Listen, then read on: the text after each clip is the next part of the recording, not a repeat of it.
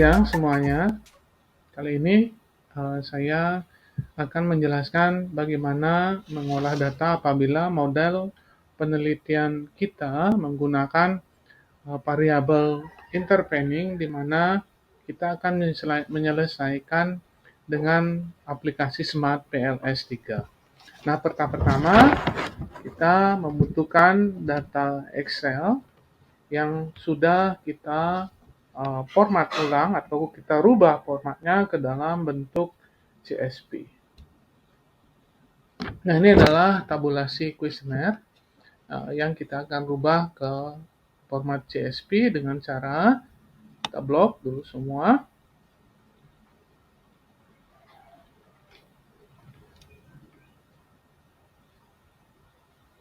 Oke, setelah semuanya di blok, kita copy. Kemudian kita buat file yang baru.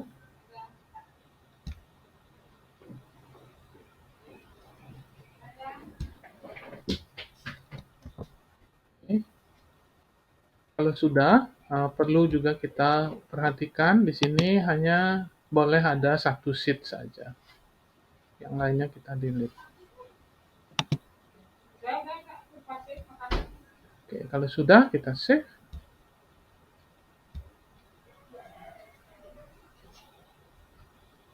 Ke dalam bentuk CSV. Di sini saya pakai project. Project was. Saya simpan di sini. Oke.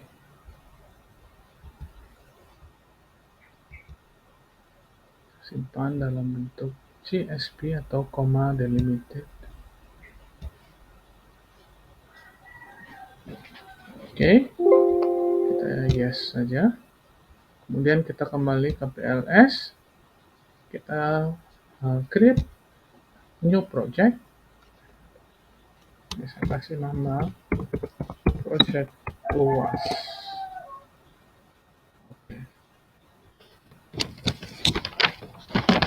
Nah, sekarang kita akan masukkan data yang sudah dalam bentuk CSV tadi ke dalam aplikasi dengan cara mendouble klik sini dan kita cari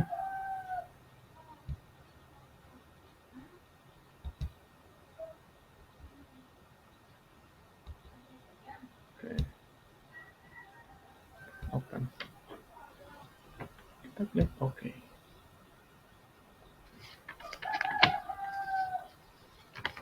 Baik, datanya sudah masuk. Kita akan segera lanjutkan untuk menggambar model dengan drag and drop untuk semua indikator yang ada. Caranya adalah kita double klik di sini. Oke, di sini ada indikator yang akan kita bawa ke sebelah kanan untuk menggambar.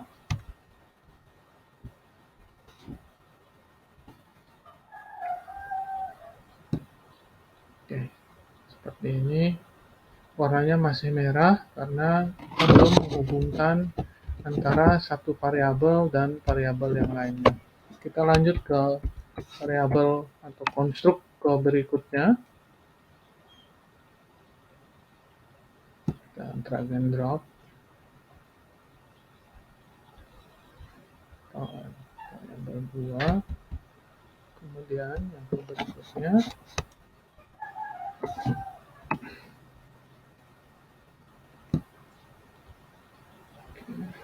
Dan yang terakhir.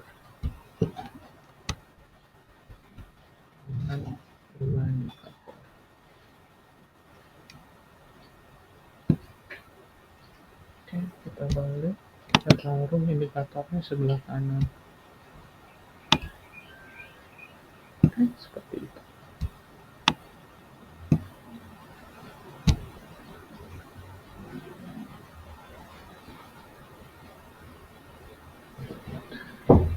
Oke, Sekarang kita akan merubah nama daripada variabel ini sesuai dengan variabel yang kita punya. Nah, untuk yang X1 ini adalah lokasi. Untuk X2 sama, kita klik kanan, kemudian kita kasih nama yang baru, yaitu di sini adalah kualitas layanan. Kemudian variabel yang ketiga di sini kita juga rename. Ini adalah minat konsumen.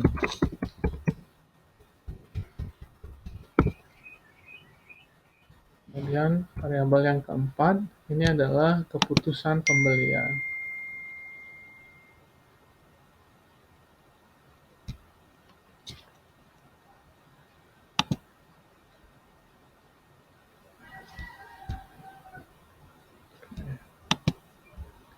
Ini keputusan.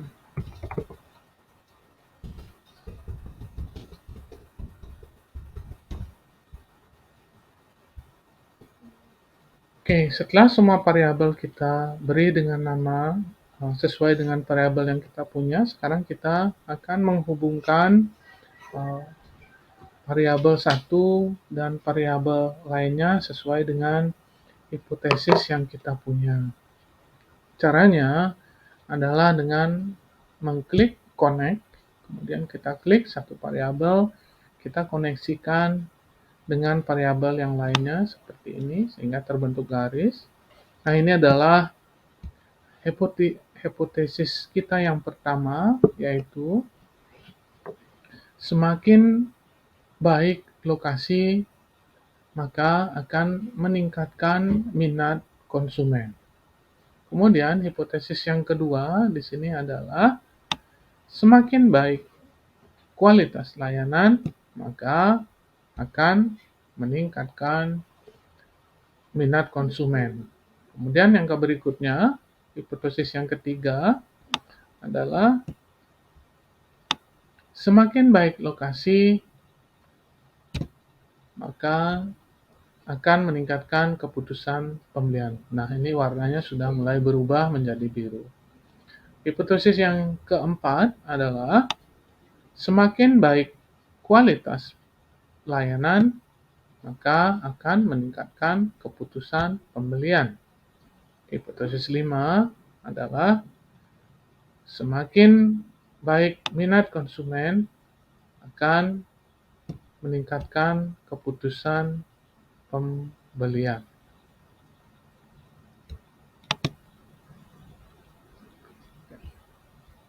Kemudian hipotesis yang keenam adalah semakin baik lokasi akan meningkatkan keputusan pembelian melalui minat konsumen. Kemudian hipotesis yang ketujuh adalah kualitas layanan, semakin baik kualitas layanan, maka akan semakin baik keputusan pembelian melalui minat konsumen. Baik, karena kita sudah mempunyai hipotesis, sekarang kita akan lanjutkan atau kita akan selesaikan ketujuh hipotesis kita ini dengan cara yang pertama adalah dengan menilai outer model atau instrumen model dengan melihat nilai cross loading-nya. Nah, di sini kita juga akan melihat bagaimana reliability dan validity-nya juga. Nah, caranya adalah dengan klik calculate, kemudian kita TLS algorithm. Di sini defaultnya kita biarkan kita start calculation.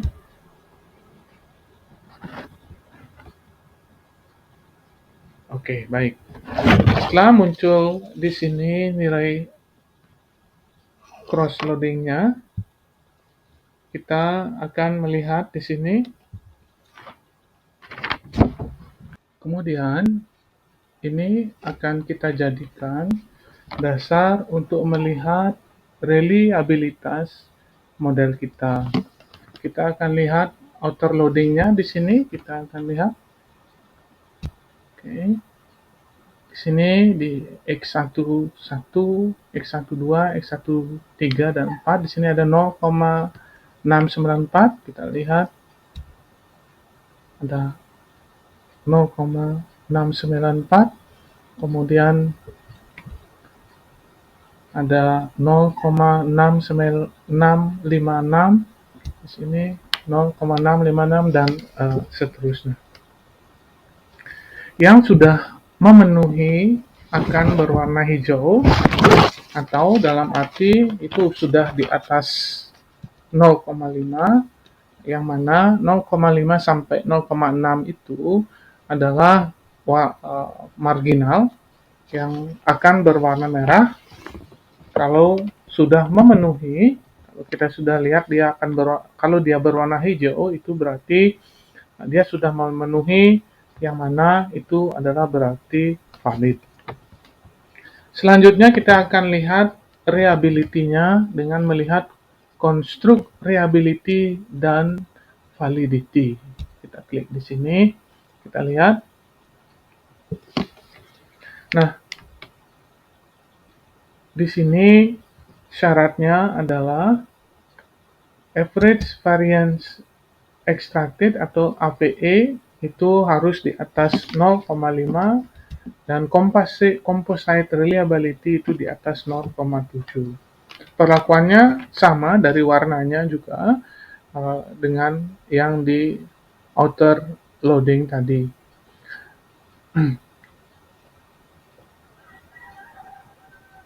Nah, bagaimana kalau ada yang warna yang merah seperti ini? Kita akan eliminated atau kita akan drop satu persatu dari yang paling rendah terlebih dahulu. Kita akan lihat di outer loadingnya kita. Kita akan lihat yang paling rendah di sini. Kita mulai dari sini aja, dari minus 0,189. Kita lihat dia ada di M11. Oke. M11. Kita klik kanan, kita delete. Oke. Kita kalkulasi PLS algorithm dan kita start calculation. Setiap kali kita mendelete, kita harus melakukan step yang seperti tadi. Kemudian yang ke berikutnya kita lihat lagi ke outer loading. Yang paling rendah kita lihat ada minus 0,2 di sini. Dia ada di M1.3. Ini kita delete. Oke. Dan seterusnya, setiap kali kita delete, kita masuk ke PLS algorithm, kita start calculation lagi sampai nanti semua outer loading yang ada di sini sudah tidak ada yang berwarna merah lagi. Yang paling rendah ada di X2.3. Kita lihat X2.3 dia ada di sini. Kita delete. Oke, calculate lagi.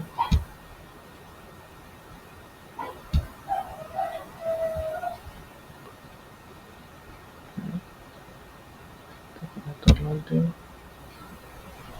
0,630 Y5.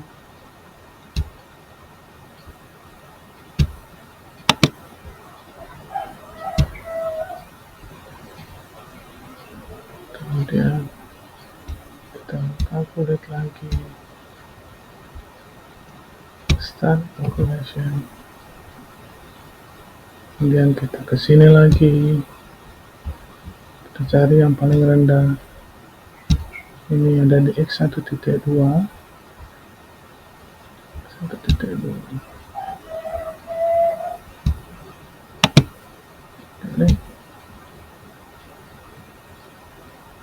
Dan kita kalkulasi PLS algorithm, start calculation. Kemudian kita lakukan untuk yang lainnya sampai. Nah, kalau sudah semuanya berwarna hijau, berarti model kita sudah memenuhi dan berarti sudah valid. Karena sudah memenuhi model reliabilitas dan validitas, nah sekarang kita akan masuk ke dalam pengujian hipotesis atau juga yang disebut dengan inner model. Kita akan pertama nanti akan melihat pengaruh uh, uji hipotesis secara pengaruh langsungnya. Posisikan di sini di gambar ini, kemudian kita calculate, kemudian kita lakukan bootstrapping. Oke. Kemudian karena kita tadi menyebutkan lebih tinggi, positif, lebih bagus, maka kita akan memakai yang one tail, sisanya kita biarkan seperti defaultnya, kemudian kita lakukan start calculation.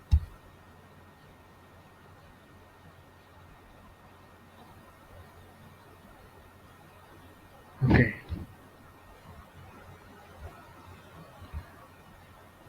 Kita kembali ke sini dulu. Nah, sekarang kita kalau ingin memindahkan model gambar yang ada di PLS ini ke bentuk Word atau kemanapun itu dengan cara kita klik file, kemudian export as image. Saya akan contohkan ke Word. Sini hanya tinggal klik kanan dan paste. Ya, akan ada di sini, bisa dikecilin, bisa digedekan. Oke. Baik, itu kita kembali lagi ke PLS.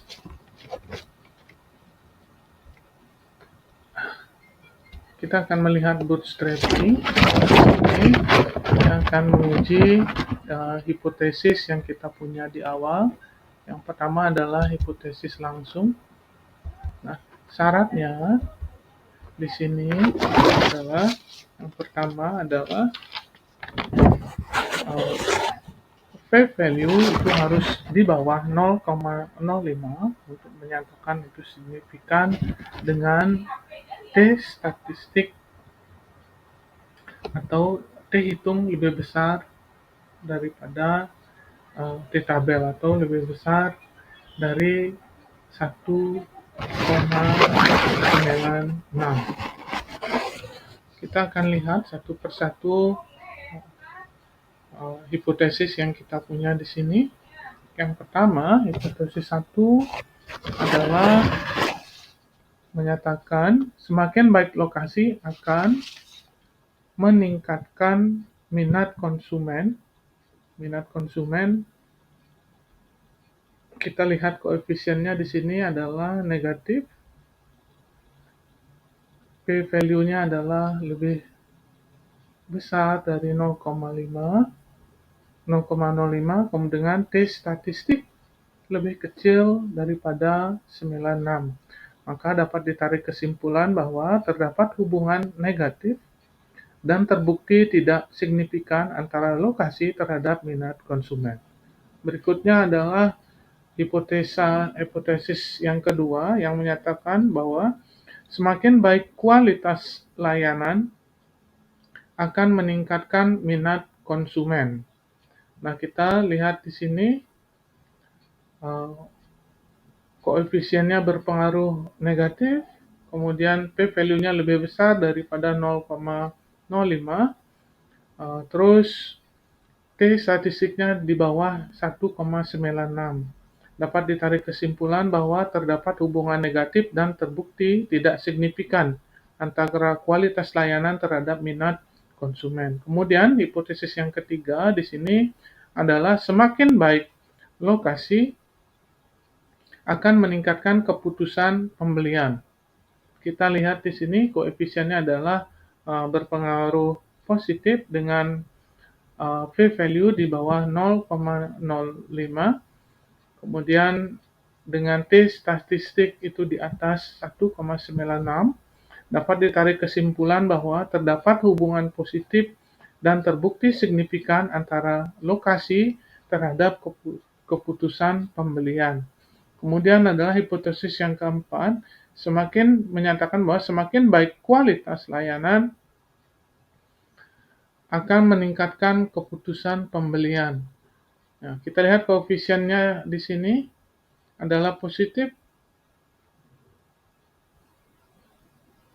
dan p-value di bawah 0,05 dan T statistik itu di atas 1,96, dapat ditarik kesimpulan bahwa terdapat hubungan yang positif dan terbukti signifikan antara kualitas layanan terhadap keputusan pembelian. Kemudian hipotesis langsung yang terakhir adalah hipotesis 5 yang menyatakan semakin baik minat konsumen akan meningkatkan keputusan pembelian. Kita lihat koefisiennya di sini adalah negatif, kemudian p-value di atas 0,05 dengan T statistik di bawah 1,96, dapat ditarik kesimpulan bahwa terdapat hubungan negatif dan terbukti tidak signifikan antara minat konsumen dan keputusan pembelian. Kemudian kita akan lihat pengaruh yang tidak langsung di sini. Kita bisa lihat di specific indirect effect. Nah, di sini kita lihat kualitas layanan, kemudian minat konsumen, keputusan pembelian.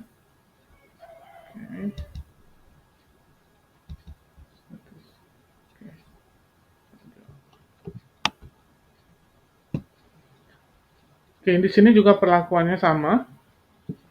Itu p-value itu syaratnya adalah p-value itu di bawah 0,05, kemudian T statistik itu harus lebih besar dari 1,96. Kita lihat yang pertama, di sini ada hipotesis tidak langsung, yaitu hipotesis 6 yang menyatakan semakin baik lokasi akan meningkatkan keputusan pembelian melalui minat konsumen.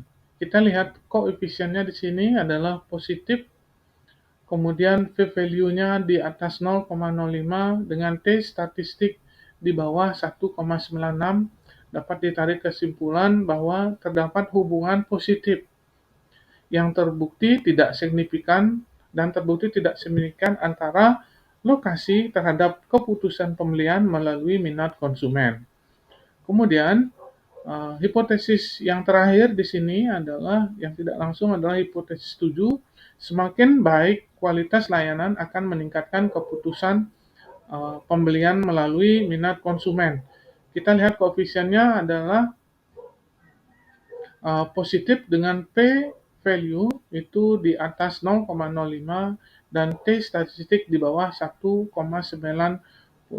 dapat ditarik kesimpulan bahwa terdapat hubungan positif dan terbukti tidak signifikan antara kualitas layanan terhadap keputusan pembelian minat konsumen. Oke. Yang terakhir di sini kita akan melihat kontribusi variabel bebas terhadap variabel terikat atau kontribusi eksogen terhadap endogen itu dari nilai koefisien uji R-square. Kita akan lihat di sini R-square. Kita lihat di sini.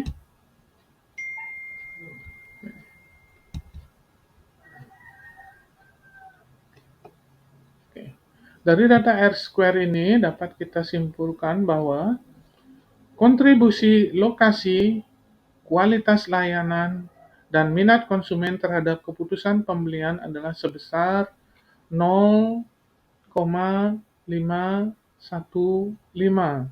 atau 51 1,5% lokasi, kualitas layanan, dan minat konsumen mempengaruhi keputusan pembelian. Kemudian, yang berikutnya adalah kontribusi lokasi, kualitas layanan terhadap minat konsumen adalah sebesar 0,009 atau 0,9%. Lokasi, kualitas, dan layanan mempengaruhi minat konsumen. Baik, terima kasih atas waktunya. Itu yang bisa saya sampaikan tentang bagaimana kita mengolah data dengan model penelitian yang mempergunakan variabel intervening, dan kita sudah selesaikan dengan aplikasi Smart PLS3. Terima kasih.